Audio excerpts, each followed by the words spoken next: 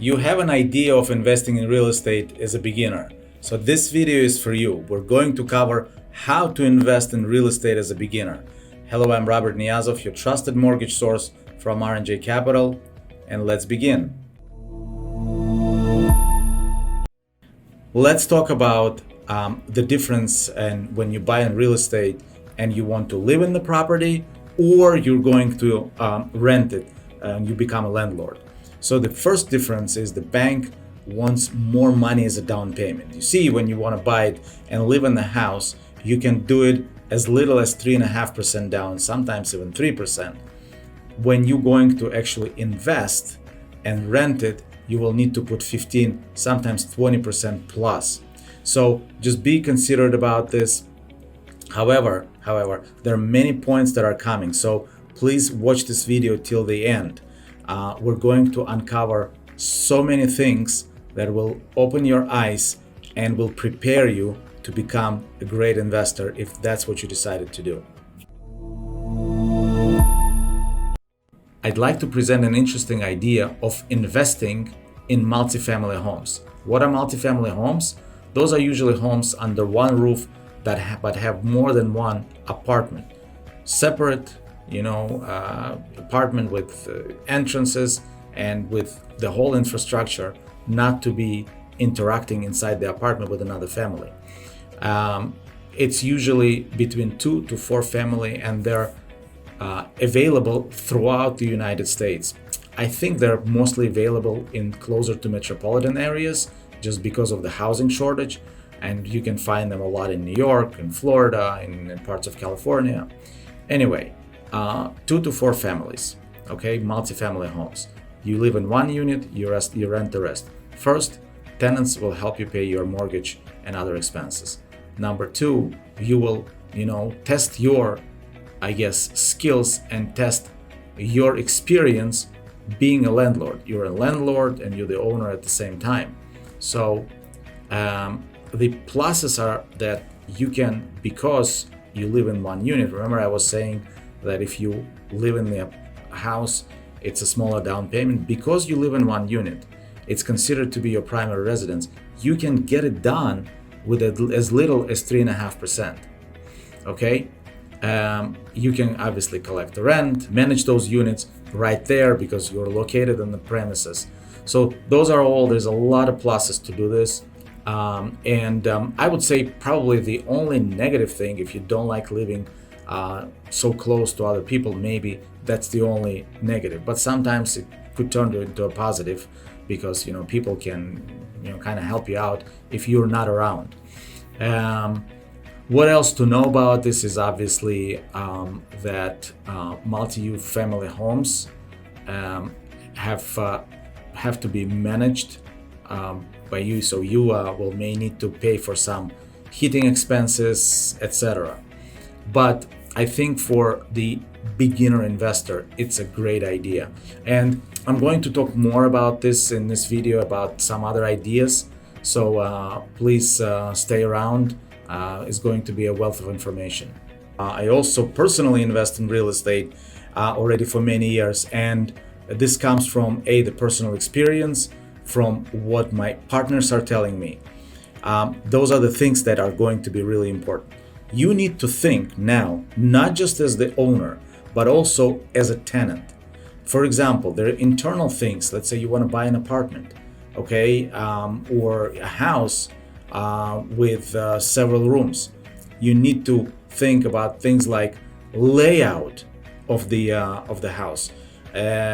We have, for example, a situation where someone was telling me they have in the apartment 2 bedrooms connected with no entrance to the one without going through the other. It's called the railroad. It's a railroad type of the bedroom setup. So not everybody wants it. So you need to be aware, but also at the same time, it could be a little bit cheaper for you to buy and for people to rent. Now, there are other things. Let's talk about them. If you buy, let's say, an apartment building, okay, let's say 4-story apartment building, and it has no elevator in it, it's hard for people to climb the stairs, at least for some, and you will have those challenges renting an apartment. The other important factor is the condition, which obviously you can fix, but be aware of this. People at this day and age, for the most part, want good living conditions. They want it to be clean. They want it to have a renovated apartment, and obviously you will be rewarded. You can get more money for something that it will be enjoyed by people, rather than having old bathrooms, the kitchen that's outdated, old appliances. It all matters. So obviously, be considerate of those factors. What I just listed are some internal factors that may affect the your job as a future landlord. Let's also talk about some external factors. Those are all very important. For example, your proximity to a highway. Okay, people don't like the noise. People may not like the fact that it's dirty all the time, because cars passing, and the fumes are ending up on their windowsills, and most importantly, might have some health hazards. Proximity to a gas station, proximity to a noisy area, and on the flip side, if you're also very far from let's say the shopping centers, that's a convenience issue. So you need to take all of this into consideration. However, putting it all together, and I'm going to talk more about this in this video, I believe investing in real estate is a great and rewarding career long term. Why, we will definitely cover soon. Let's step back and talk about why invest in real estate in the first place. Okay? So when you thinking about investing in real estate, I guess there are two things that we need to consider. Number one, appreciation of rents, how much rent you can collect now and in the future.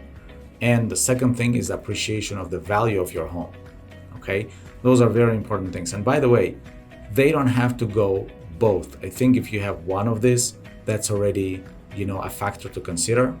So let's talk first about the appreciation of rents. Historically, in the United States, over the past 50 years, rates have been consistently climbing. We're not talking about short periods where they just maybe dipped 2, 3, 4, 5% and then they went back up again. But if you look at the charts that will be presented here, it's just pretty much a straight line up. Very similar with the house appreciations. Yes, we did have a financial crisis. Yes, we had other periods even in the recent history where prices went down, but normally they are going up. And the reason for this is obviously demographics. There's a lot of people here, and the immigration is so many people. They all need places to stay. Putting it all together, I want to give you an example, okay, that happened to one of the people I know. So the guy invested in the real estate in not a desirable area, okay? There was, a lot of crime, and he did it anyway. The area was not, it was promising as far as the rental payments go, so that's what he went by. He said, okay, you know what I can collect? It's going to cover my mortgage payment, it's going to cover my other expenses, and I'm going to walk out with a positive cash flow at the end of the month. And I'm going to deal with the fact that the area is not the best at the moment.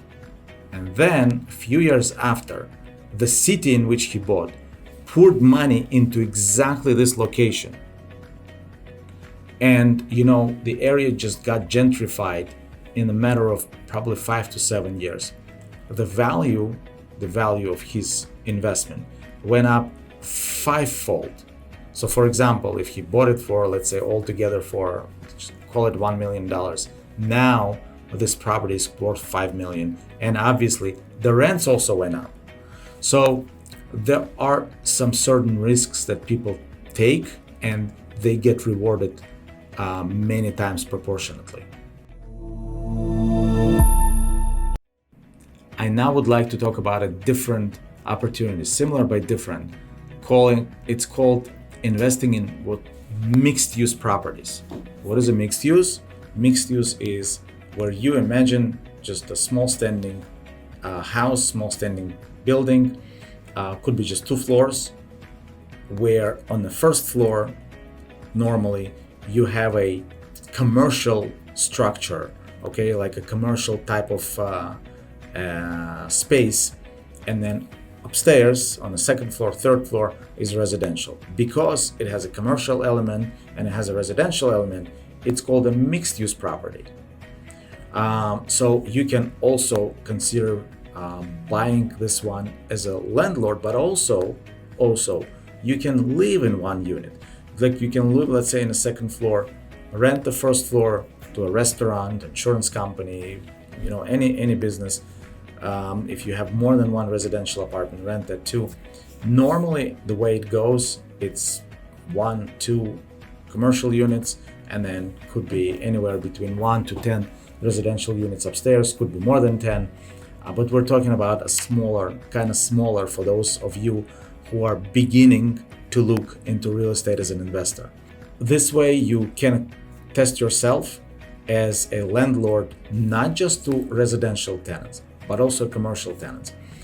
Commercial tenants, they are not as protected by state laws as residential tenants.